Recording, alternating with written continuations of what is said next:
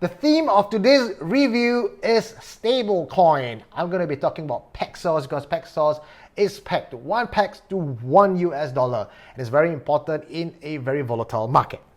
I'm going to be talking about Gemini dollar. It is also one Gemini dollar to one USD. Interesting. I'm also talking about a stablecoin, and it's called USDC, minted by and issued by Circles. And they are a stablecoin pegged to US dollars. But I think my stablecoin is better than I think my stablecoin is better than If you hear Gemini. This is a better coin. It's a one-to-one is stable. If you hear about Circles, they are the one who knows. Have you heard of Gemini? Yes, I have. Exactly. Okay, fine. What's up, Crypto Universe? This is another round of Rock the Block Live review with me, Eugene.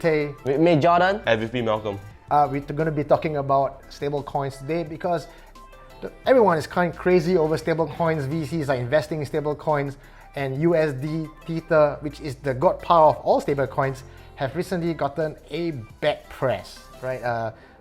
Some of the banks that are supposed to be holding USDT is now declaring bankrupt. Right. Before we get to our review, there is a special announcement I want to share with you guys today. As you know, 31st of October, 10 years ago exactly, is the day Satoshi launched his Bitcoin white paper. Oh, already 10 years? 10 years already, guys. Wow. And on the 3rd of January, 9 years ago, the first Bitcoin Genesis block was mined with 50 BTC. Wow. That's right. 50 Correct. 50 Bitcoin. And to celebrate this event, Rock the Block Live will be running a global campaign involving everyone in the crypto universe. We invite you to join us in a treasure hunt. How this will be done in Satoshi's Quest is very simple and also very challenging and difficult in a sense. We'll be releasing clues in our videos, and when working with various partners who's coming in later throughout the journey, there will be clues in many different places, videos, podcasts, articles around the globe. So we invite you guys to crack this treasure hunt, and at the end of this journey, there will be a pot of Bitcoin for you guys to win. We're starting off with 1 Bitcoin at the end of this month, but we are aiming to raise 50 Bitcoin to match Satoshi's Genesis block by 3rd January. Wow. So you guys stand a chance to walk away with 50 BTC, either as an individual, or we invite you guys to form your own community, work together as a team, and share the pie. 50 Bitcoin. That's right. How much is that in January 2019?2019? We hope that in 2019, Bitcoin will moon and there's going to be a lot of money. But for more information on Satoshi's Quest to get involved in this, go to our website, www.rocktheblock.live for more information. And now to today's review. Today's review is on stablecoin, and the 3 words of the day are regulated, audited, and pegged. Today's alcohol is brought to you by Malcolm. So Malcolm, you go ahead and tell us why you chose rosé for us. Okay, so today we're drinking a rosé. I think this couple of days, maybe a week back, market has been recovering slightly. Market cap is about 215 billion now, from a low of 200-ish. So I would say current market is not fantastic, but it's something that you can be positive, a little bit positive about. So we drink rosé, something like a light-hearted as well as a cheery drink. Yeah. Even the name sounds, rosé. Those tin glasses. Okay, so stable coins today review. We're not pitting ourselves against each other because we're all stable coins, but what we are pitting ourselves against is USD Tether. You probably heard about USDT before. Now, what are your thoughts about USDT? Do you trust USDT? Do you not trust USDT? And the reason why most people don't trust USDT is also the reason why these coins are now in the market. All right, Jordan, take it away. All right, so I'll be talking about Gemini dollar, which is the ticker is GUSD. Okay. Yeah. Everybody must have a USD at the back, right? Okay, so Gemini dollar is launched by none other than Gemini, the exchange, who is owned by the Winklevoss twins. Okay. So fun fact, I didn't know that it was owned by the I didn't know it was owned by the twins until Malcolm told me that just now. And why it's named Gemini is because Gemini twins. Fun fact. Yeah. So Gemini dollar, it boasts to peg 1 USD to 1 GUSD. All right, so what's going to happen is when you can purchase it on Gemini. So every time you purchase it with USD, they mint a coin. Okay. And then from there, when you transfer it out into other exchanges, and then when you, let's say you do a trade there, and then you transfer the GUSD back, and then you convert it into USD, the token is burnt. So with that, they want to control the supply and demand of it, so that it will not be a perfect scenario where it's always one-to-one. There are times where it's a little bit lower, a little bit higher. But I think every coin, every stable coin should have a threshold of maybe not more than 50%, 40%. Yeah, because sometimes in USDT, I think the record high was like $1.40. Yeah. And I think that's really because of the supply and demand for the coin itself. I think the biggest issue with USDT was the accounting and the custodianship, because people wanted to know how much money was USDT actually holding, like the real US dollars, but they refused to do any sort of report. But Gemini does that, right? Yes. Okay, so let me come to that. Yeah. All right. So the GUSD is actually a ERC20 token. Okay. And their smart contract is it's audited by a firm called Trail of Bits. Yeah. Cute name. Oh, very cute. Fits the Bitcoin as well. Yeah, so this company actually has been around since 2012. So they audit the code for the smart contract. And for Gemini, they are also audited by another third party called BPM. Okay, so these guys ensures that at the end of every month, when the twins say, oh, we have $1 million of USD, they must have a million coins for GUSD. Not more, not less. Nothing more, nothing less. Yeah, so they do have a report that is available on the Gemini website. I think that is very important, right? To make sure that there's no minting process behind the scenes, and you don't actually have the money. Correct. Yeah. So something that I found out is that GUSD can actually be controlled by the twins. Okay. So let's say, for example, I buy GUSD and I go to another exchange and I do wash trading just to increase the volume or to push something up. They can actually, there is a feature in the token where they can freeze your coins. So when they detect some fraudulent behavior or something like Correct. So they have the right to freeze your coins, and you cannot control your coins at all. Okay. So this is like a semi-decentralized, centralized. I can see the argument on both sides, right? Yeah. Like on one hand, like you will have people saying, if you are going to have a guy who is empowered to play God to control your tokens, how decentralized is that? But on the other hand, we have seen how the lack of regulations have killed the crypto market and brought it to where it is today. So looking at where we are right now, standing in this position, this seems like a good feature to have. But will people like it? Well, they have a choice not to use this and use other stable coins then.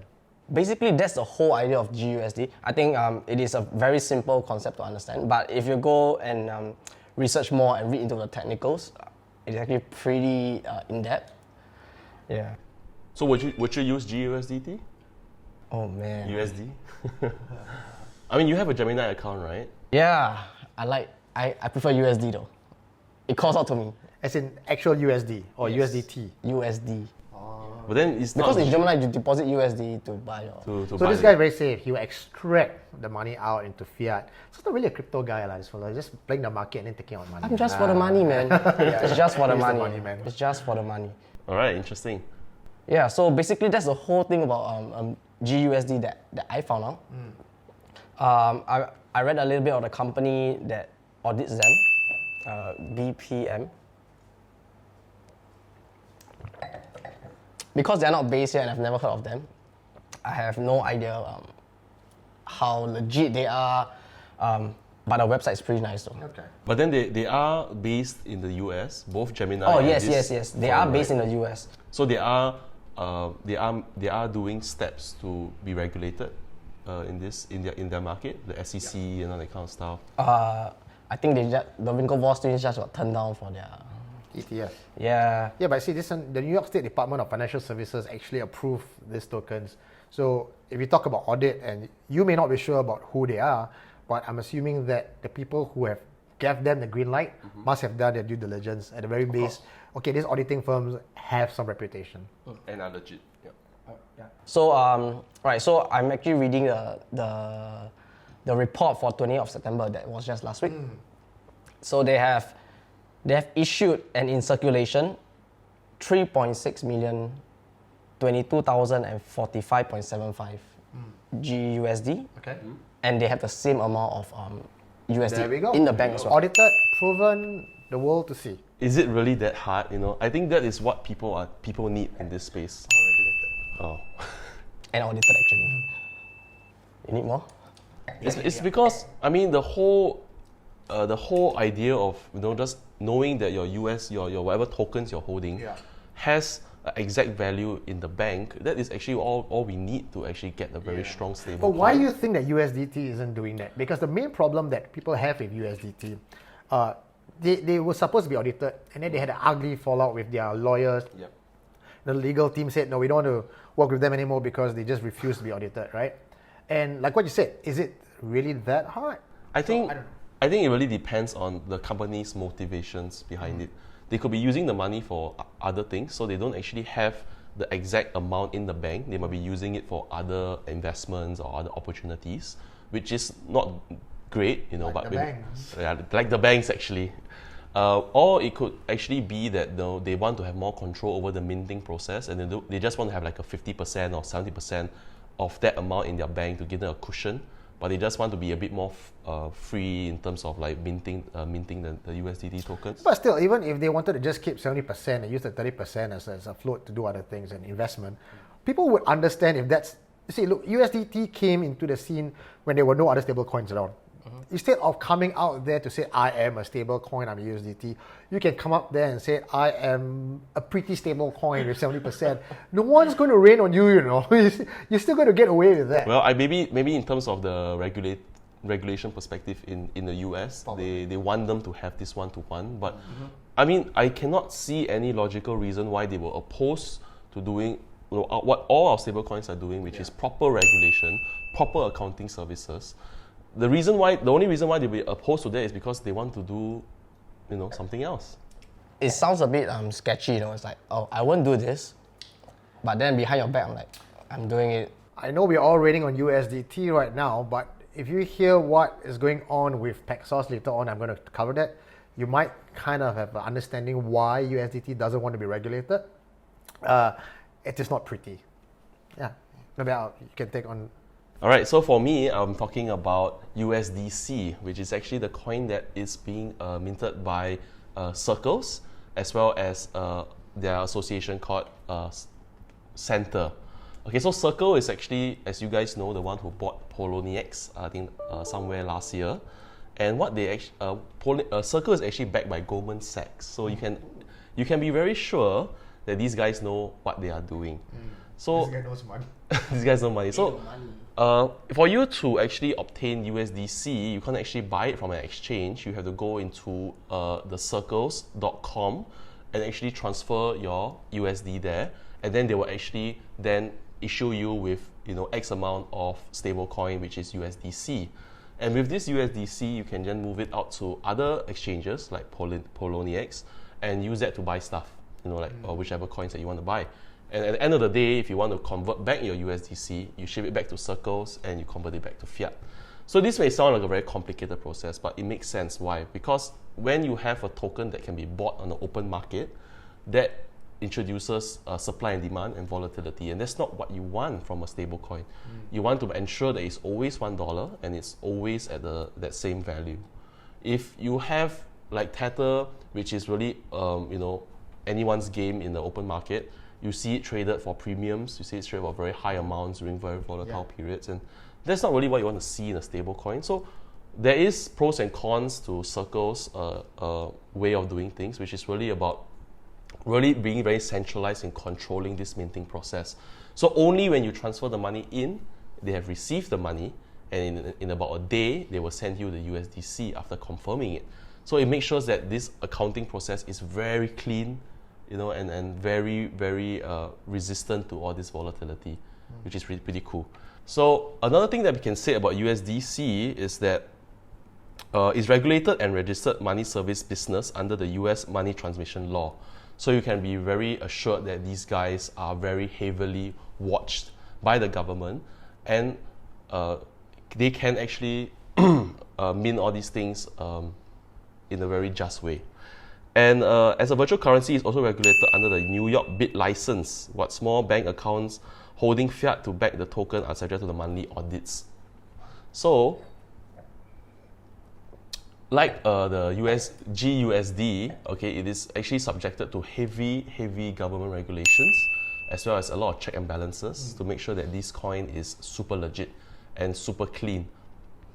And they actually raised $20 million, I think mostly in equities, so that when you actually do this process of buying as well as trading it back to USD, there are some very small transaction fees that you have to pay, which they are betting that because people are looking for a stable currency to navigate through this very volatile market, they will be earning tons of money through this system. So it's a win-win. I mean, companies do have to earn money. I think that's perfectly fair. Yeah. As long as they're giving me a way to know that, firstly, my stable coin is really stable. Secondly, it's not just a false promise like actually government currency. That they just reassure you that this is worth $1. How do you actually know? You may not know it's what they're doing behind the scenes. Are they printing more? But that's beside the point. At least you know that your $1 is really in the bank, and what you're receiving is really one digital version of that dollar. I think that's the most important aspect of any stablecoin, and I'm very happy to know that USDC has been doing taking such steps to make sure that we all have a peace of mind. Cool. I think the last point I want to touch on is really about Center. So Center is actually this organization, okay, that actually will allow other currencies to come in. So there's like a framework. It's like they are producing an ISO certification for any kind of other currencies. So USD is just a start. You can be JPYC, can be SGDC, and as long as you use this framework, there's a lot of you can avoid jumping through a lot of hoops because it's already there. As long as you conform to these frameworks, as long as you have some authorities, giving you the go ahead, you can actually use this framework to create your stablecoin. So I think this will open the doors to a lot of other countries who do not have such strict or robust kind of regulations to start to create their own digital currencies as well. So that's very cool. I think that is a unique feature that sets you apart from the rest of the other stable coins. Now you mentioned that they make their money through the transaction fees. So that's their revenue model. Correct. What's interesting about Paxos is that they do not charge any fees for conversion, no fees for transaction, and definitely no redemption fees. Because Paxos, the company that developed Paxos, they're actually a blockchain solutions company. Okay. So I think they make their money on creating solutions, blockchain solutions for people. The Paxos or the Pax token is actually meant for their platform, which is on 8-bit, as an OTC platform for people to trade in and out on OTC deals. So that was how it was first created and why it was first used. And what's interesting is that, like you guys, compared to USDT, these guys are regulated by the New York State Department of Financial Services. And if you guys have read the news, the New York State Department of Financial Services is one of the toughest hurdles to leap across because these guys are anal about crypto. They don't like crypto. And for the fact that both our coins came up at the same time, getting the green light from these guys, that itself should really instill some confidence in the public. Now, I wouldn't use the word investors because investors are not likely to invest in stable coins. For the reason that you're not going to get that kind of speculative play that people are used to in the market. It's supposed to be stable. That's why it's called stable. But I think they use it as a way to transfer value. Yeah, they use it as a form to hedge the risk. Like when you, instead of moving your money out of fiat, like what you do, when you pay a transaction fee, then you want to buy in again, you pay a transaction fee. Yeah. You move it over from whatever token, let's say BTC, right? I move it over to Pax and I just hold it there because I know it's going to be the USD equivalent of 1-to-1. Right? And how it's done in the way that if you create an account and you put in money with Pax, they create a token. When you withdraw the money and the amount of money is no longer in the bank, they destroy the token. So it will always be a one-to-one. So I have a question. Did Gemini copy Paxos or did Paxos copy Gemini? The codes are different. The target objective is the same. There's very little variation you can do with stablecoin. Later on, we'll give some shout out to some coins who are really creative in the way they create their stablecoin. But the point of stablecoin is really to peg it dollar to dollar. So to most users, as the use case, they don't really care what goes on behind the scene. As long as my coin doesn't fluctuate, it's good enough. Right? And we always rain on USDT not being audited and all that. You mentioned that you had some pricing there as well. Pricing? Oh, the report. The report came out on September 28th for Paxos Trust Company. The auditing is done by Rhythm. It's an auditing firm.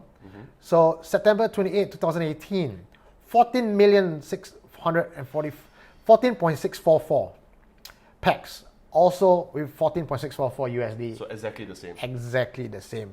And it's out on the internet. Everyone can look at it. It's open. You're 4 times mine. What are twins doing?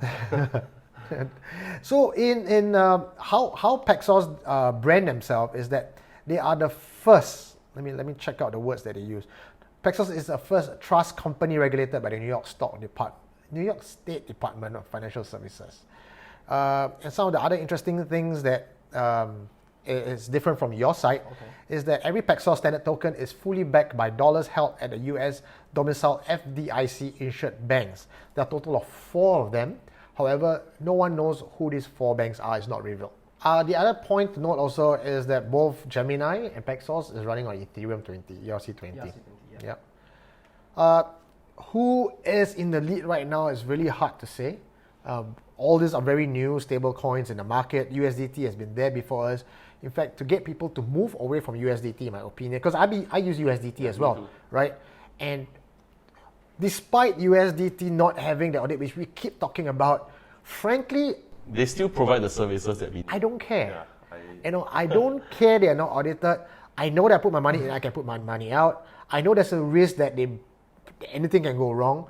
My dollar is still a dollar after today, right? Yeah, but the biggest point for me why I would still use USDT despite all the negative things that they are getting from the scene is that for Paxos, because they need to fulfill regulations, they need to play ball with the people who are in power, there is a particular line of code in the Paxos code where it gives the regulators the right to freeze, destroy the tokens, or if they so choose to push the button, all Paxos will evaporate tomorrow. It's ultimate God control for the regulators. And because Paxos allow this to happen, they got the regulatory approval.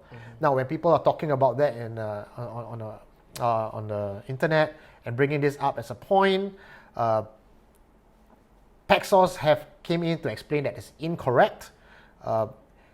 They say that they have to do it because to get regulations, and they felt that regulations was important. We agree on that as well.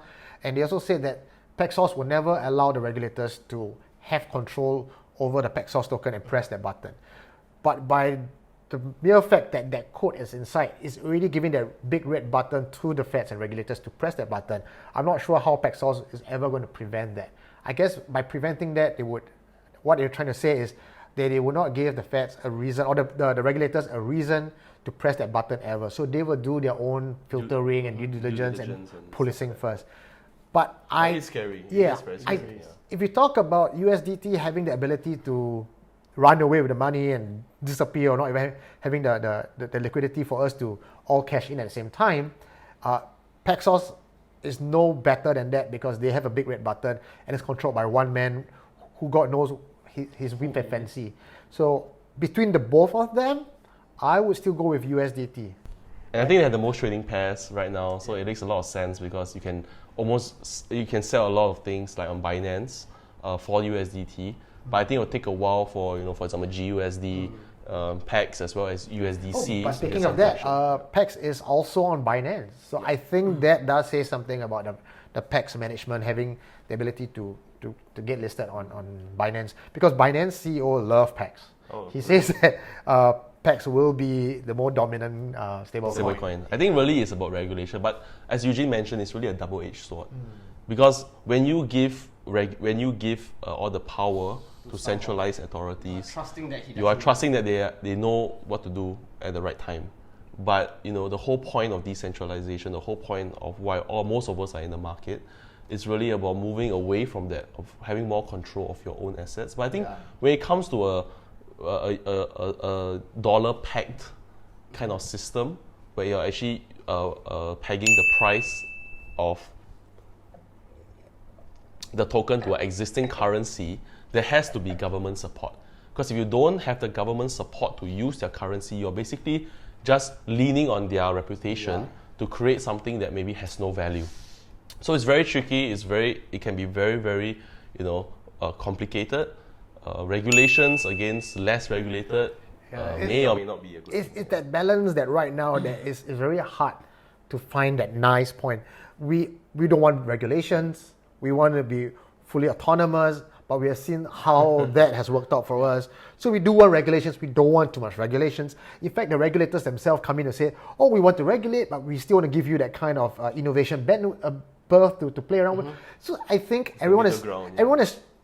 To me, I feel that the regulators and the crypto market is like two teenage guys and girls at the ball dance, trying to dance and stepping on each other's toes, like, oops, I'm sorry. So give the market a bit more time to balance itself out. But the point is, by then, these stable coins that we talk about may not be the solution for the market. There could be someone else out there with more innovative solutions and algorithm, which you want to talk about. Yeah, so actually, other than the three of us, which is the coins that we talked about, is dollar-backed coins. So it's currency-backed coins. But there are other stable coins out there that are pegged to different things. So for example, a coin called Koala, it's an algorithmically backed cryptocurrency stable coin. And they don't actually peg themselves to any currency or anything at all. What they actually do is they control the fluctuating in prices by either minting more tokens during when the supply is going down, or burning more tokens when the demand is going up. So they have some kind of a system running in the background to ensure that it is extremely stable. And that's very interesting because it is all using like back-end, either mining or algorithmic kind of like systems. The dangerous thing about that, although you can get a stable value from it, where does the value come from? USD. That is the part that they are pegging the value to USD, but they don't actually hold the USD. So although you're getting a fair value, you're not sure where that value is coming from because it's not backed to anything. Another interesting token is Digix. So Digix is actually the first ICO that ran on Ethereum. And they go way back, and they're very proud to say that they're actually Singaporeans. Hey, way to go! And what they do is actually they peg their token to gold. So every one Digix token, which is DGX, is pegged to 1 gram of gold. And I've seen how the system works. You can actually buy in their gold marketplace on their website. And when you do buy pieces of gold or their tokens, they actually get a certification and actually a picture of the gold that you actually bought. And at any time, if you want to cash out the gold physically, you can even go to their office and they can actually request for that. So they just give you a photo, is it? I give you a photo of the gold. Yeah. How do we know that photo is But mine? the certification is legit because there are signatures, there's the stamp, there's the serial number of the gold bar. So this is interesting. There's a signature on my dollar bill as well. But yeah, that was their approach to how they actually peg the value of their token to existing asset. So I won't be surprised if we see silver, or I think I heard another currency about precious metals, or even gems, maybe even diamonds. Who knows? Actually, digital currencies, you can kind of like Peg anything that you want, and it will have the value based on the price that it's being traded at. The interesting part is that although one Digix token is pegged to 1 gram of gold. So for example, if today 1 gram of gold is $48, it can be traded for more. It really depends on, the supply and demand of the market. If the market is crashing like crazy and people don't trust USDT or don't trust any of the, maybe the cryptocurrency market is crashing and the real world economic crisis is happening, so both is going down. So you can't hedge it on USD. Maybe you can you have to hedge it on gold, because gold will be the sole survivor of any kind of crash. That's when Bitcoin will move. And that's when Bitcoin will move as well.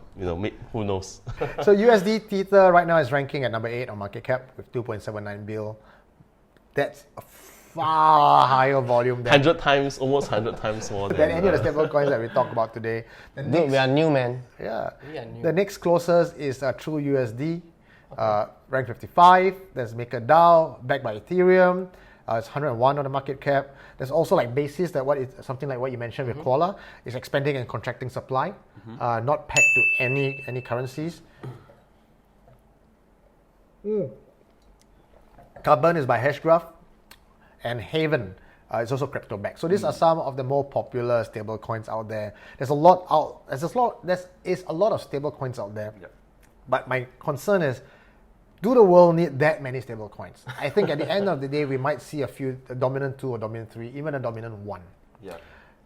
I think it also depends on what people prefer to buy. Some people prefer to hedge against the USD. I think those are more of the savvy traders. Some people who are a little bit more, paranoid or a little bit more skeptical may actually choose gold or precious metals. And those who are a bit more hardcore in crypto will choose those algorithmically backed coins. So it really depends on what has liquidity and what is your preference. I think these are the two things that will really drive the markets for stablecoins. And we always end off every episode with the price action discussion. So I'd like to tell you that right now, This is gonna be so exciting, man. Paxos Standard token is trading at $1. And looking at the charts that I see, I'm very confident in telling you that in a month from now, Paxos will still be $1. Surprise, surprise, USDC is also trading at $1. So, you can watch out for that as well. GUSD is 99 cents. Oh, drop from $1.18 just That's a discount. It was $1.18 just before we So started. Arbitrage. Arbitrage. So if you buy it now, and if you can get it at 99 cents, you'll be very sure that someone is willing to buy it from you At least for $1. At least $1. So That's a baller. You see, he's always finding the ways to make money. that's a 1% It's a lot of money. Why not? It's Let it 1%. not be said that we cannot predict price points. We can. We've proven today that we can. Okay, that's all the time we have for you today on the stablecoin reviews with Pax, GUSD and USDC. Also, just want to give you guys a quick reminder. Please do check out our website, www.rocktheblock.live. Take part in Satoshi's quest. There's BTC to be given out. Be part of this global phenomena right now. Join us, and I'll see you guys next week. Next week. Next week. Yeah, all right. My name is Eugene Ting. My name is Jordan. And my name is Malcolm. Signing out.